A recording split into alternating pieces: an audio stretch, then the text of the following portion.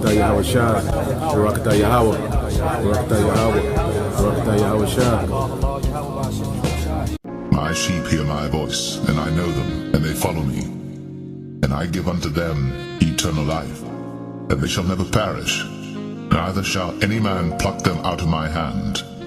My Father which gave them me is greater than all, and no man is able to pluck them out of my Father's hand.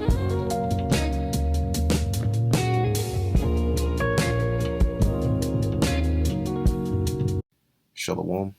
First, I want to give all praises, honor, and glory to Yahweh, Ba'ashem, Yahweh Shai, Ba'ashem, Racha Kodesh. Double honors to the apostles of Great Millstone, and peace and blessings to the elect. I know, brothers have been doing videos on this. All right, I saw a couple of them. All right, I didn't see all of them, but basically, I didn't watch the Super Bowl, but I saw this from the video that the elder brother Manat Zakba had done. All right, and basically in one of these commercials, as you can see here, you have a scene, a clip around 40, around like 40 seconds. All right, you have a scene that shows chariots, all right, spaceships, so-called UFOs, all right, destroying, what seems to be America.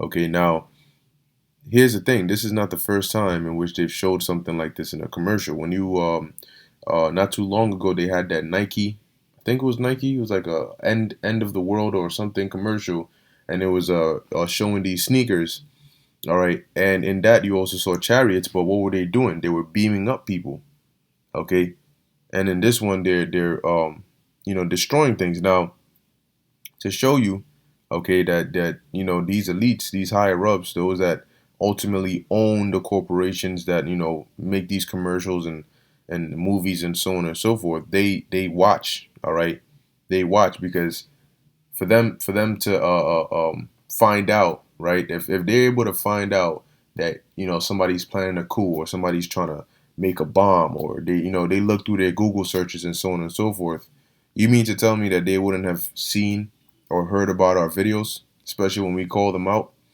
with their so-called family names and all of that? So they watch our videos and they know, all right, now,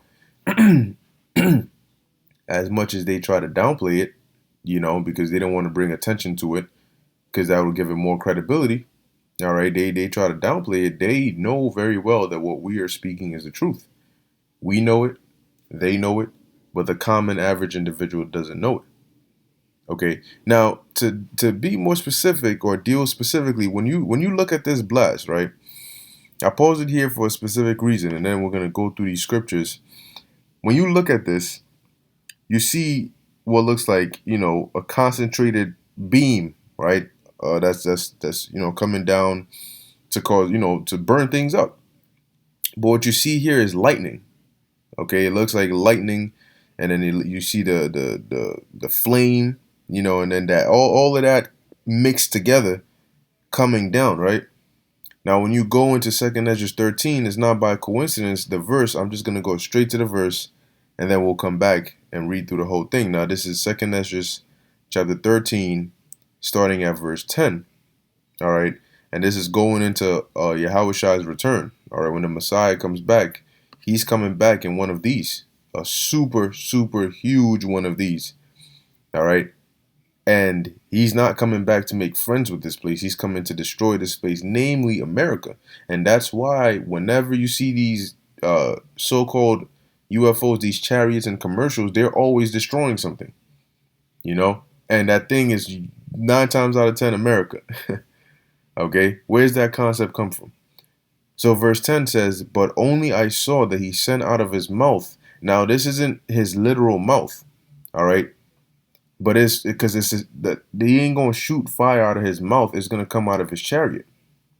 But let's see what came out. It says, "As it had been a blast of fire." Okay, fire. You've seen fire around, and that has fire in it. Okay. It says, "And out of his lips a flaming breath." Okay, which you can see when you look at this. And what else? "And out of his tongue he cast out sparks and tempests." All right, let's look that up. Tempest. Um, so it says here, a violent windy storm. Okay, so if you have a violent windy storm and you have sparks within a violent windy storm, what would those sparks be? Okay, when you have a storm going on, what matter of fact, let's look up a spark. Spark definition. Let's see if they give us anything. Um, it says ignite, emit sparks of fire, or what? Electricity. Okay. It says a small fiery particle thrown off from a fire, a light, ashes, da da da da da. A trace of specified quality or intense feeling. No. All right, but mainly we want to deal with this right here, electricity. Okay, so the sparks in the tempest are that electricity, so it's all mixed together. Okay, and it says what? Um, and all they were mixed together, right?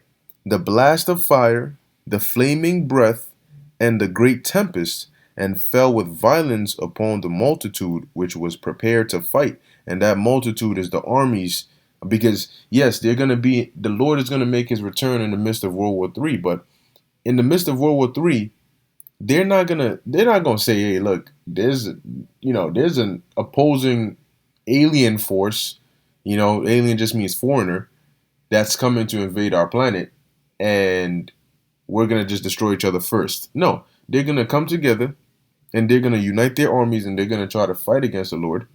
Okay, and that's where you get that innumerable multitude from. But it says and burn, but notice it says which were prepared to fight. Hence, they have a what? A space force, and you notice the space force is not just the U.S. It's not just the U.S. that's interested in quote unquote dominating the space realm. So it says it fell with violence upon them, and what burned them up every one, so that upon a sudden of an innumerable multitude, nothing was to be perceived but only dust and smell of smoke. When I saw this, I was afraid. So now dealing with the sparks and the blast of fire and the flaming breath, it says they were mixed together. So you think it's by coincidence that of all why didn't they just show maybe like a beam of light, or just like actual fire coming down? But when you look through this, you see what looks like a breath, what looks like that concentrated heat, and what looks like lightning or tempest or sparks in it. And you see it all what? Mixed together, coming down, shooting forth. So let me play the little short clip of it. So you see it's being prepared here. Let's go back a bit. That's fireworks too. I'm pretty sure they come in peace. Boom. Boom. Gone. And that's what they're all just letting it out. Boom, boom, boom. Just destroying things, right? So let me go back to the thumbnail. All right, 1 second. All right. So you're seeing all this go on here, and how coincidental that this is what we prophesy, because it's in the scriptures. Now, when you look at all the other things, right, throughout this whole commercial, you look at all the other things that, the examples that he gave, to prove his point. Why, of all things in the world, would you specifically choose this? You didn't even just choose maybe just a chariot that you just see flying around or something else. You chose a scenario, a prophetic scenario, all right, of them there. But they're not just there. Okay, you could say maybe they come in peace, but they're actually doing, all right, what the scripture said they're going to do. So now let's go to the book of Zechariah. See, that's why the scriptures say that the day of the Lord, all right, that day of the Lord is going to be a day of darkness, of gloominess. Woe unto you that desire the day of the Lord. It's going to be a day where a lot of people are in fear. Because just one of these things, right? Look at this. Just one of these things going around super fast, just destroying things. People would have been in fear. But you look up and the skies are full of them. And they're just letting it, oh boy, it's going to be a hell of a day. And then you see the giant super chariot. All right, Yahushua's chariot. Matter of fact, let's go back to that. 2nd Ezra chapter 13, verse 1. And it came to pass after 7 days I dreamed a dream by night, and lo, there arose a wind from the sea, that it moved all the waves thereof. And I beheld, and lo, that man waxed strong with the thousands of heaven. Now that man is referring to Yahushai. Okay, and Psalm 68 and 17 talks about the Lord. You know, the angels are thousands. All right, and the Lord is among them. Okay, it says, and when he turned his countenance to look, all things trembled that were seen under him. It says that in Revelation, first chapter. You know, all tribes wailed because of him. Because when they see, all right, when people see a giant spaceship pulls up, right, covers the whole top, everything goes dark, and you see that, you think people are they're gonna be running with joy to that? I mean, the elect are gonna, you know what I'm saying, even though the elect are gonna be, you know, seeking deliverance, it's still gonna be a hell of a day. A part of you is still gonna be, you know, trembling in the sense of, you know, the majesty and the glory, you know, and the great power that the Lord is gonna come in. It says, and whensoever the voice went out of his mouth, they all burned that heard his voice, like as the earth faileth when it feeleth the fire. Because the Lord is going to be, of course, he's going to be issuing commands, but the heat is going to come out of his chariot. Okay? It says, and after this, I beheld, and lo, there was gathered together a multitude of men, out of number, meaning innumerable, from the four winds of heaven, to subdue the man that came out of the sea. Now, Yahushua is not going to come out the Pacific or this, that, and the third. So the sea there is not talking about in the actual ocean. Okay, but notice that this isn't going to be just America, because it says the multitude came from the four winds of heaven. So from all these nations are going to come together, all right, to try and fight as one against the Lord. But that is going to be a total annihilation. You're not going to stand a chance. All right, but these elites know it. But they, in their mind, they think that they're going to upset prophecy. Everything is going to go according to prophecy, except when that part comes, when they defeat the Lord. You know, it says, and I beheld, and lo, he had graved himself a great mountain, and flew up upon it. Now, that great mountain is referring on to the Lord's chariot. Okay, it says, but I would have seen the great region or place whereout the hill was graven, and I could not, because that's how huge the Lord's chariot was, that Ezra couldn't see the ends of it.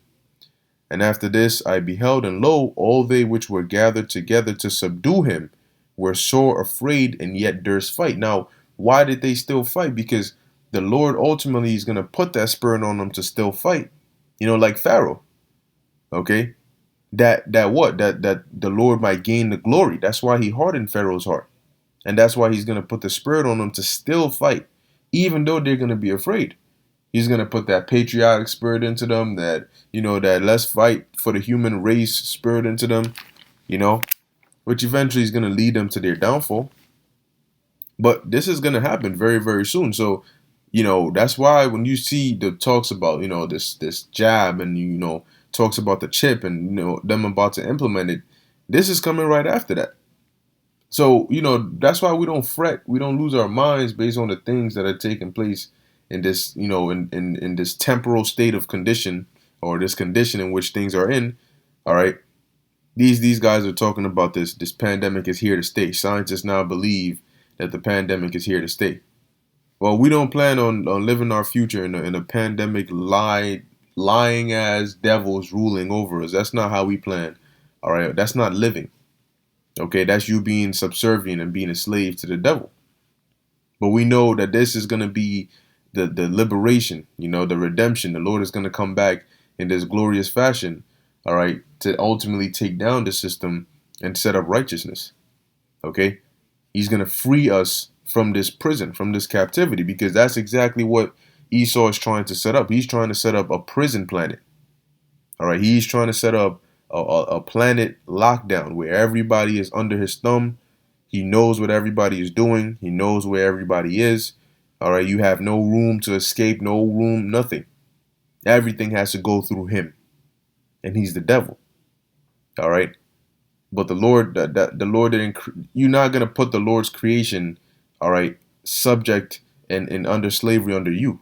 That's not how the Lord created it. The scriptures say the Lord created the earth to be a paradise. All right.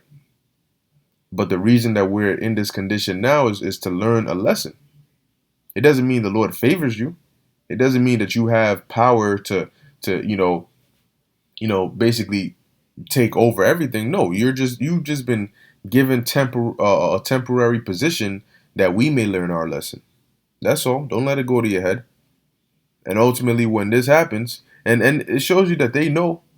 All right, it shows you the pride. That's why it says in Obadiah that the pride of thine heart hath deceived thee, because you know that this is coming. I mean, they see certain footage of chariots that they don't release to the public. So they know that this is coming, and they put it in their commercials, and they put it in their videos and all these different things, their movies, all right? But in their minds, they've been deceived by their pride. They think that their technology is going to somehow, some way, going to be able to stand up, and fight against the Lord, all right? But you're just delusional. Okay, it says here, and lo, as he saw the violence of the multitude that came, he neither lifted up his hand, nor held sword, nor any instrument of war. So they'll come out with all forms of different technology, this, that, a whole, army of just military weapons, But what, you think Yahushua is going to panic? No. It says he neither lifted up his hand, nor held sword, nor any instrument of war. But only I saw that he sent out of his mouth as it had been a blast of fire, and out of his lips a flaming breath, and out of his tongue he cast out sparks and tempests, like we read earlier. All right, and they were all mixed together. Okay, and then it says what? It fell upon the multitude, and afterwards, what? Only dust and smell of smoke. When I saw this, I was afraid. I mean, who wouldn't be? So this is how the Lord is coming back. And now, see, when we prophesy and we tell you these things, we crazy, right? But where did they get the idea and the concept to put something like this out here? We're crazy when we say it to you, but when they put it out there, it goes. And that's the thing. They know that the average individual, it goes over their heads. It goes over their heads. Now it's getting to the point where people are seeing it. See, at first when we even mention it, we're crazy. But now people are seeing that they are real. But then when you tell them why they're here or what they're gonna do, then no, you guys are bugging. Now, pay attention to, I think there was a part in here which showed, let me see. No, let's get there we go. Now, if you notice, when you read in the book of Ezekiel, when he describes these chariots, what does he do? He says it was as a wheel in the midst of a wheel. Okay, so it's like two rings, a wheel in the midst of a wheel. That's how he described it. Okay, and then he says that what? It had eyes round about. But obviously it wasn't talking about literal eyes. Okay, but those were representing the windows, as you can see. I'm pretty sure they come in peace. When you look, it doesn't really. Okay, when you look at the side, okay, on the side of these chariots, there's different. There's been videos out there where you'll see the chariots, but you'll see the lights. You see the different lights, like almost like squares on the side. That light up around the chariot. Sometimes it'll be a different color. It'll be changing colors. Okay, so that's what Ezekiel was describing. So Ezekiel had seen these things, and Zechariah saw them. Many various other prophets, all right, also saw these chariots. All right, the apostles saw these chariots when the Yahushua was going up, in Acts the ninth first chapter. They also saw it when I believe when the Lord took Peter, all right, I think it was Peter and John and James or so, all right, up to the mount. Okay, and then Peter said, "Oh Lord," and when the Lord transfigured himself, all right. So these chariots are not it's not new news. Okay, these are there, but see, if you notice, We're going into the scriptures to show you their existence, to show you why they're here and what they're here to do. Okay, but what other culture or religion or belief, other than people who say the aliens, big black eyed and stuff, show you different accounts, all right, of these chariots in their history. See, we can go back to the book of Kings and show you when the Lord opened the eyes of Elisha's servant to see the chariots of fire and the horses and so on and so forth. We can go back to our deliverance from Egypt and make reference to the chariot that led us out of that land, that discomfited the Egyptians when they were coming against us. The chariot that led the wise men to Yahushua. The chariot that Ezekiel saw. That Zechariah saw. We throughout our history, throughout the scriptures, there's been various accounts, okay, of chariots, all right, of these so-called UFOs, of these spaceships. So what other book can you go into that'll explain and tell you, hey, these are real. Hey, this is what they're gonna do. This is what they're for. This is why they're here. This is who's in them. No other book, but they're real, and everything that we read about them in the scriptures is true. But yet you'll sit here and say, well, I don't have any other answers, about what they are and why they're here.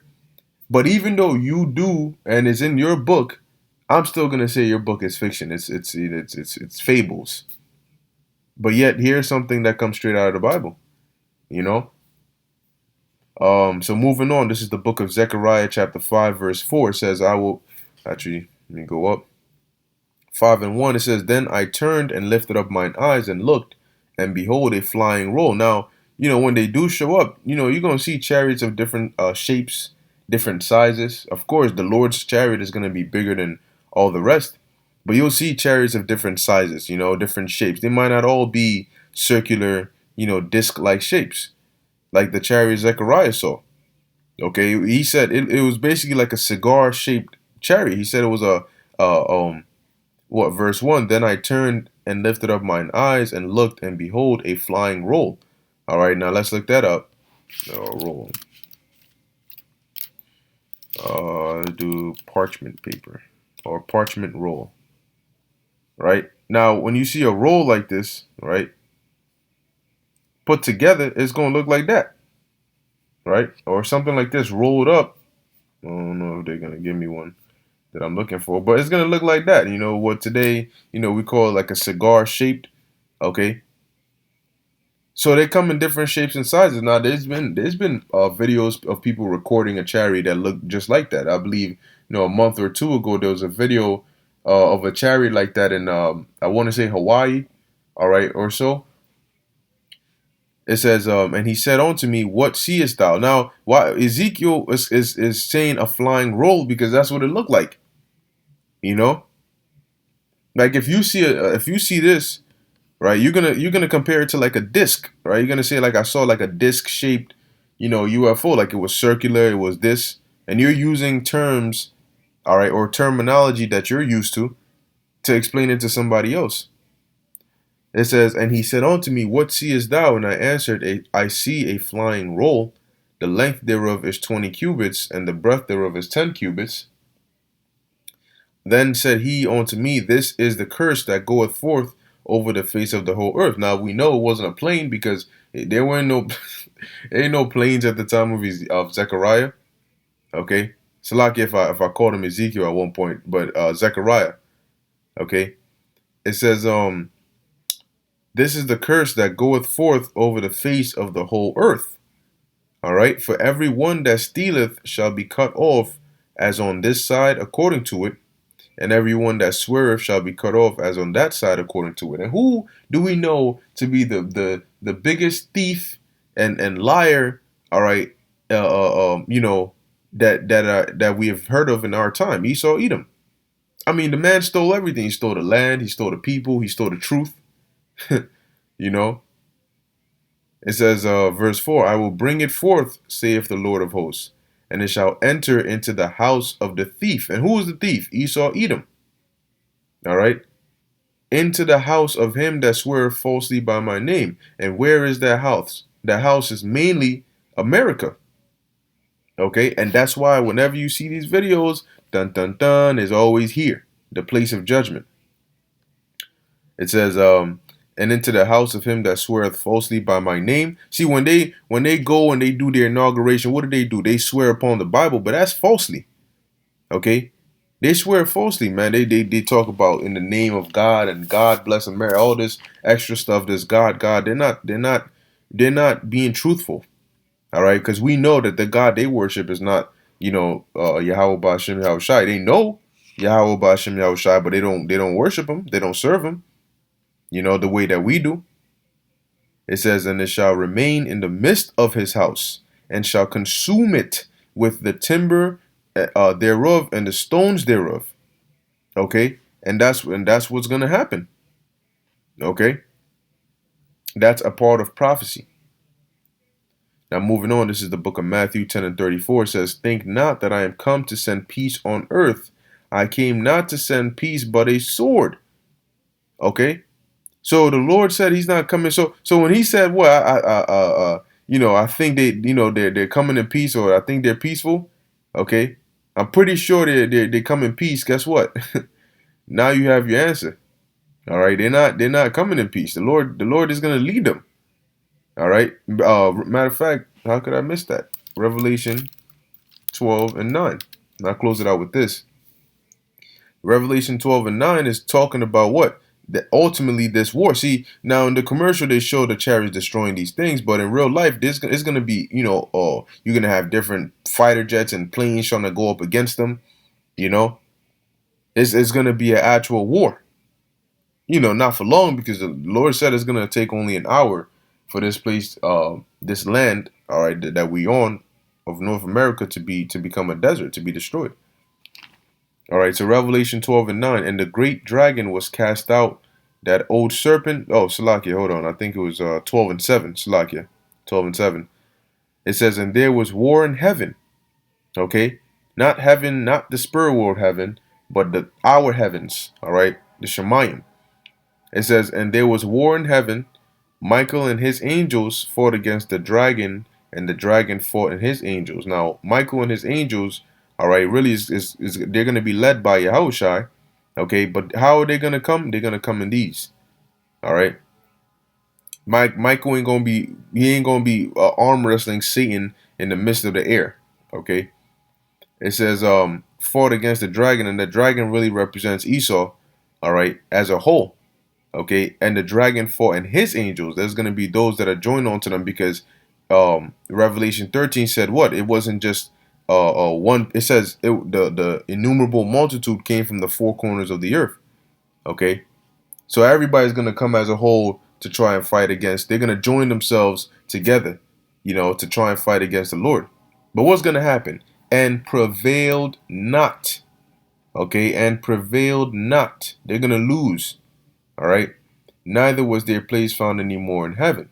Okay, so they're gonna lose, and they're gonna be brought down straight from the top to the bottom. All right, and that's gonna be a beautiful day, because that's gonna be the day of our liberation and our salvation. Okay, so hey, of course they're gonna be mad. They're gonna come after us, because they don't want to see this. They don't want this to happen. But hey, it's prophecy, man. So of course they're gonna come after us. They're gonna say we're, treason and insurrection and all this extra stuff. But hey, whatever story the Lord has for you to go through, just pray that He gives you the spirit to go through it, and to where it's pleasing unto Him. All right. But I'm pretty much gonna end it here.